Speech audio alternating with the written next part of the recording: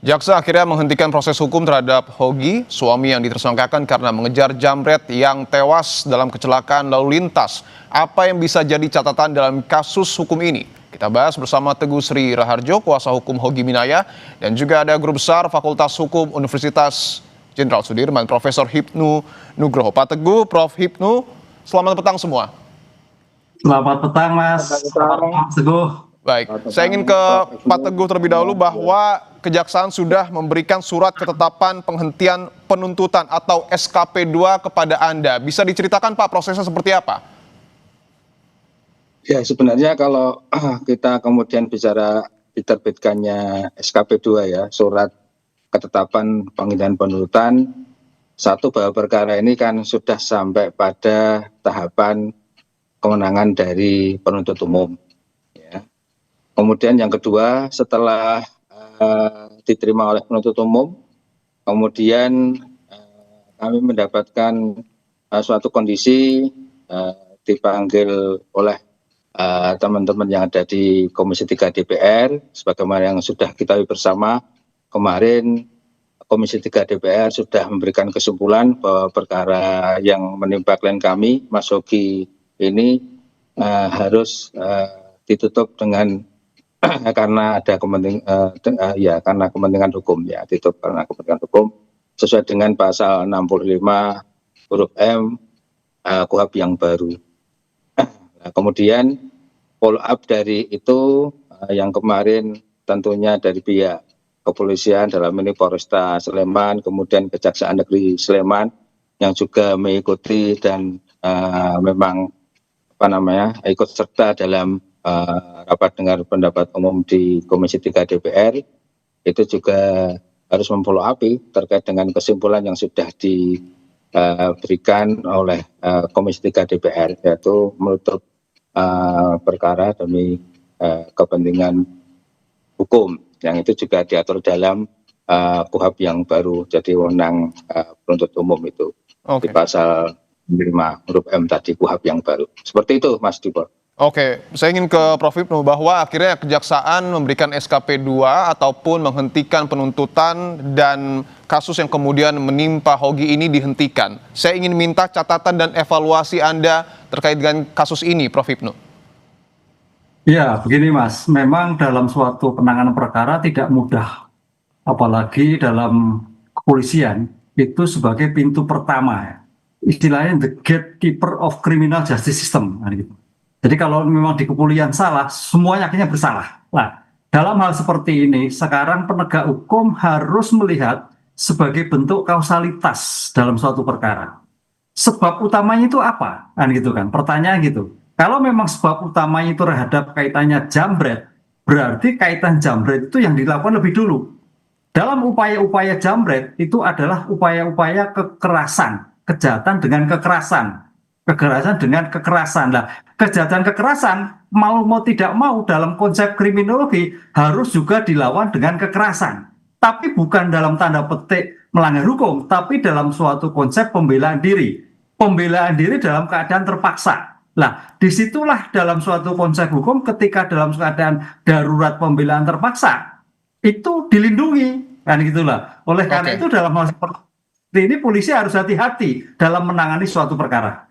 Oke, artinya ketika Hogi melakukan pembelaan secara terpaksa ini dilindungi secara hukum atau artinya juga ada kesalahan penentuan pasal yang dilakukan oleh polisi, Prof. Hipnu? Ya, tampaknya seperti itu. Jadi kalau dalam suatu kekerasan, kejahatan kekerasan itu berarti kejahatan-kejahatan dengan penjambretan, dengan pencurian pemberatan, dengan kekerasan. Nah, oleh karena itu tampaknya kok digandengkan dengan kecelakaan lalu lintas. Ini suatu yang berbeda. Kalau kecelakaan lalu lintas itu kelalaian antara mengemudi dalam suatu perjalanan itu lalai. Tapi ini kan dalam rangka mengejar penjahat. Nah, konsep mengejar penjahat itu dalam situasi yang darurat. Siapapun orangnya, kalau dilakukan itu pasti dikejar penjahatnya. Apalagi barangnya masih dibawa oleh pelaku penjahatnya. Ini suatu spontan yang tidak bisa dilakukan oleh siapapun, pasti melakukan seperti itu. Gitu. Oke, baik. Artinya yang harus digarisbawahi adalah pembelaan secara terpaksa yang dilakukan oleh Hogi. Saya ingin ke Pak Teguh. Pak Teguh, ketika Ya. polisi melakukan pemeriksaan, apakah Hogi sudah menyatakan bahwa dirinya sedang membela diri untuk kemudian melindungi istrinya? Dan bagaimana tanggapan penyidik saat itu? Ya, sudah jelas. Kalau itu jelas sudah disampaikan oleh klien kami dan kami juga sudah menyampaikan seperti itu. Hanya ketika itu pihak penyidik tadi itu seakan-akan membuat perkara ini terpisah Alasannya, Pak? antara perkara penjamretannya dengan perkara kecelakaan lalu lintas itu seakan terpisah. Tadi kan Prof. Ibnu kan juga sudah menyampaikan bahwa perkara ini ada sebab musababnya dan harus menjadi satu kesatuan dalam satu perkara, kan begitu. Karena klien kami melakukan pengejaran terhadap pelaku tindak pidana pencurian dengan kekerasan itu curas, ya, kejahatan tadi ya di jalanan itu, sehingga jelas-jelas ini merupakan suatu kondisi bahwa dia melakukan ini pengejaran untuk menyelamatkan tas istrinya. Itu juga diatur di pasal 3. Baik, saya ingin tanyakan Pak Teguh, apakah ketika penyidik melakukan pendalaman kepada Hogi, mohon maaf ingin saya tanyakan, apakah sempat mungkin Hogi mendapat tekanan atau hal-hal serupa?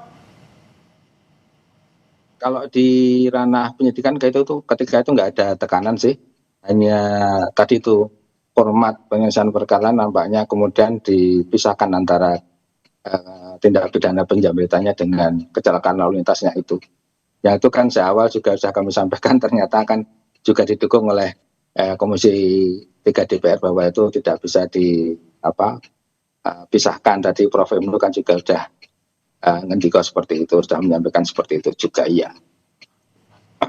Oke, Pak Teguh, saya izin dalami lagi. Artinya ketika polisi menjelaskan pasal yang kemudian akan dikenakan kepada Hogi, polisi tidak merasa bahwa ada kesalahan dalam penerapan pasal? Ya ketika itu tidak, makanya tadi saya menyampaikan mindsetnya, frame-nya ketika itu pihak penyidik itu memisahkan perkara itu gitu loh. Oke.